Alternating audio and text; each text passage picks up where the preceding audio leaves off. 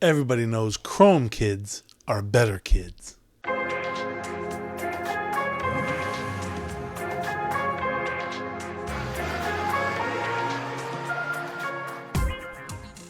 Happy Hobby, I'm David Gons, and if you're a sports card collector and you're working on a limited budget, man, that's what we do here on this channel. That's what we do, this podcast, this YouTube series, all of it. That's what it's meant for, is to help those people, limited budgets, trying to improve their sports card collection. Man, today we're talking about 2025 Topps Chrome. It's kind of an expensive product all of a sudden. It's become quite pricey compared to its flagship. Even flagship's gotten a little expensive, but Topps Chrome, it's always exciting. It's always exciting to when Topps Chrome comes out, because it conjoins the first two series and even has some rookie cards that aren't even out yet that will be coming out in the update series. So it's really an exciting time. Unfortunately, it does get a little pricey, so you have to be a little choosy about what you're going to spend your money on. So today, we're going to talk exactly about that. Last week, we did a break, 2025 Topps Chrome Jumbo box. We broke that open, and I would like to piece it back together if that's possible. That probably would have been smarter. But if you want to be extra smart and just buy singles, then we're going to list off the best rookie cards that you can pull out of Topps Chrome, 2025 Topps Chrome. Listen, it's all about the rookie card, right? You always want to get the rookie cards. The autographs are awesome and all that, but it really comes down to the rookie class from that, rookie cards from that class. Now, the arrival of shiny cards in midsummer, that makes any collector super excited. So we're going to share our rankings for the best 2025 Topps Chrome rookie cards for you to track down. So let's get into this. Now, this group of rookie cards isn't as great as the 2024 Topps Chrome rookies, but we'll see how things develop as the year progresses, right? As all the year, actually, more than just a year. Let's see in 5 years what we're talking about. So number one, it's no surprise, James Wood, outfielder for the Nationals, card number 132. He's 6'7" outfielder. He's the easy number one choice for your Topps Chrome hunt. He's on pace for 35-25 season, and this year's All-Star game should be the first of many to come. He's a talent. He's a talent. Now, second on this list is a little bit surprising. Jacob Wilson, shortstop for the Athletics. Card number 96. Now, he's currently the odds-on favorite to win the 2025 American League Rookie of the Year award. He might have to battle his teammate Nick Kurtz for that award. But right now, Wilson has been a great surprise for card collectors. The former Pirates shortstop Jack Wilson's son. The A's version of Wilson is flashing much more power than we expected. So that was a surprise, and he's keeping his batting average above 300, which that's gold for collectors, man. Power and a plus 300 batting average, that's a good thing. Number three, Christian Campbell for the Boston Red Sox. Now, currently Campbell's back in the minors, but make no mistake that he's still a big part of the Red Sox future. This roster is dotted with a ton of young superstars. You got Roman Anthony, Marcelo Mayer, you got Franklin Arias. A lot of good players, a lot of good young guys. Some of these guys were rookie cards that we're going to be looking forward to in 2026, those guys I just mentioned. But Campbell, his Topps flagship will be coming out in Topps Update. But this Topps Chrome is his first rookie card from Topps. Now, he had struggled at the plate this year, as I mentioned, but don't forget that he was MLB Pipeline's hitting prospect of the year in 2024. Let's give him some time. Let's give him a chance. Number four, speaking of giving guys a chance and great hitters before the majors, Dylan Cruz, outfielder for the Washington Nationals, card number 146. Look, he hasn't lived up to the hype yet. Collectors expected a lot more of him this year. James Wood is coming through, but, Cruz, while he's exhibited some nice power, he's not coming through from all the other aspects of his baseball career so far. Unfortunately, his swings and misses prevent that power from really being activated, right?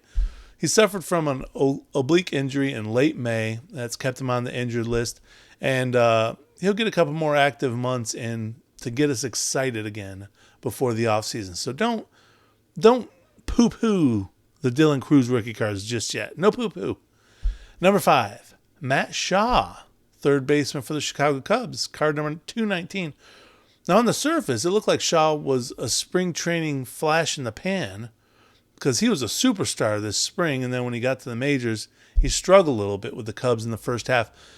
But after a short stint in the minors, they corrected his mechanics a little bit, and he's returned to lineup pretty strong. So watch Matt Shaw. I got him 5th. He could rise. 6th, Roki Sasaki, starting pitcher for the Los Angeles Dodgers, card number 217. Now, he's one of the most celebrated young pitchers to come from Japan in a while, along with Dodgers teammate Yoshinobu Yamamoto. Last year, Sasaki does look to have a great future, but a shoulder injury has truncated his rookie season this year, but that should be behind him in a couple months, and he should be fine for the last couple months of the season. He's just 23 years old. He has a lot of baseball ahead of him. He's going to be on a Dodgers club that has Yamamoto and Shohei Ohtani tutoring him. Sadly, though, pitchers they're not as collectible.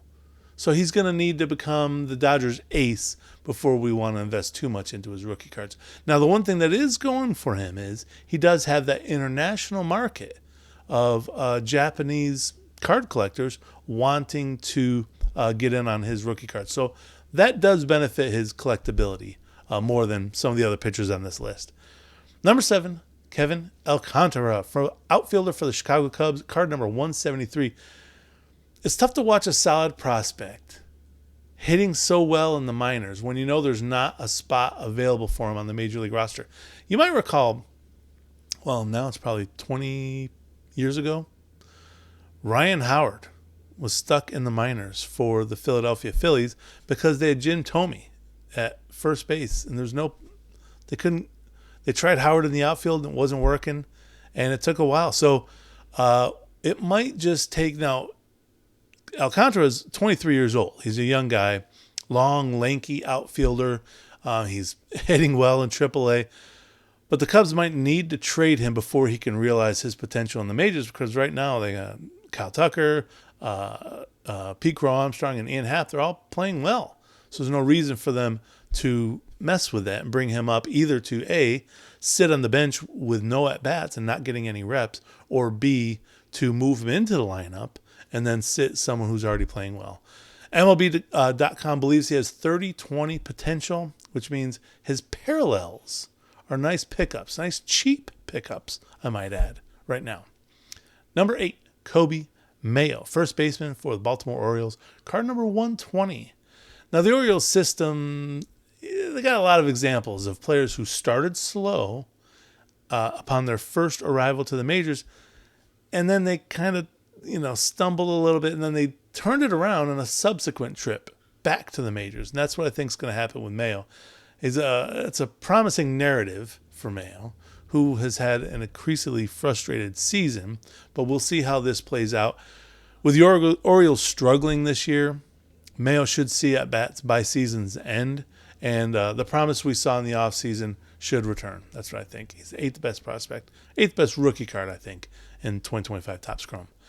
Number 9, Jackson Jobe, starting pitcher for the Detroit Tigers, card number 249. Now, he's already done. He's out. Tommy John surgery. Ended earlier this year. It means we're likely not going to see him at 100% again until the 2027 season. So not even next year. We might see him at the tail end of next year. But I'm thinking it's probably going to be 2027 before he's 100%. But here's the good news. Jobe is only going to be 24 years old when he comes back in 2027. And he should return to form as the Tigers' future star on the mound. So now is a good time to pick up Jobe's cards cheap. Incidentally, I think it's pretty interesting that Jackson Jobe, he's not related to Frank Jobe, but it's interesting because Frank Jobe invented Tommy John surgery, and now Jackson Jobe is getting. I just thought that was interesting. I don't know, crazy. Number 10, Spencer Schwellenbach, for the starting pitcher for the Atlanta Braves, card number 203. Now, Schwelly is an innings eater that strikes out about a batter per inning for the Braves, and that's a great thing. We love that. Schwellenbach was among the NL pitching leaders before suffering a fractured elbow in June. Now they're expecting him to possibly return in September, and that would make card collectors happy. See him get back, prove he's healthy again before heading into next year. Rhett Lauder, number 11, starting pitcher for the Cincinnati Reds, card number 147. Lauder's one of the best pitching prospects over the past couple years. He has dealt with some injuries in 2025, but make no mistake that he should lead the Reds rotation sooner than later. And his long hair kind of makes him stand out a little bit. Remember Noah Syndergaard, Thor for the Mets? Card collectors love that stuff. We don't hate the crazy hairs. We love it. Get a little personality up there. It's a good thing. Another pitcher, Kumar Rocker for the Texas Rangers, starting pitcher. Looking at the big man stats this year, you won't, you're not dying to get his rookie cards. But he did return strong from a shoulder injury that kept him sidelined in May. And there's talk of him, that while there was talk of him joining the Rangers as a closer going into the bullpen, it looks like he's good as the starter right now. I have him ranked 12th overall. 13th, Ben Rice. He's a catcher first baseman for the New York Yankees, card number 139. While collectors want Ben Rice to stay with the Yankees, and they want him to stop playing catcher. That's basically what it comes down to. Both of those things would improve his collectability. No catcher and plus Yankees. But he might get traded to another team, and they might want to play him at catcher, which would be both bad for his collectability. Decent slugger, 15 home runs so far, but he does need to prove his ability to put balls in play. Number 14, Jace Young, Detroit Tigers third baseman, card number 225. He struggled to start the season, got sent back to the minors, and he's currently hitting pretty good in AAA Toledo. Both of the Young brothers were strong prospects, but their collectability has kind of waned a little bit in the majors. Number 15, Hyeseong Kim, second baseman for the Los Angeles Dodgers, card number 152. He was a hot prospect earlier this year. He's a rookie from South Korea. He's been a great find for the Dodgers, but he's 26 years old. He's a utility player on a team that's chock full of superstars.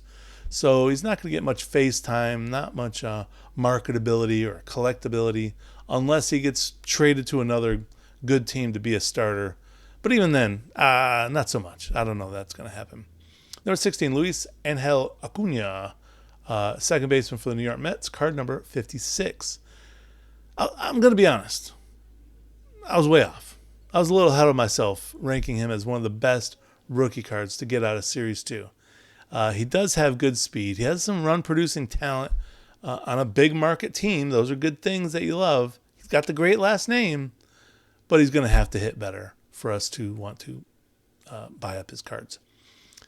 So if you love Topps rookie cards, Topps Chrome rookie cards, check out on davidganis.com the all-time greatest Topps Chrome rookie cards from every year that Topps made Chrome cards. It's pretty cool. I think you'll like it.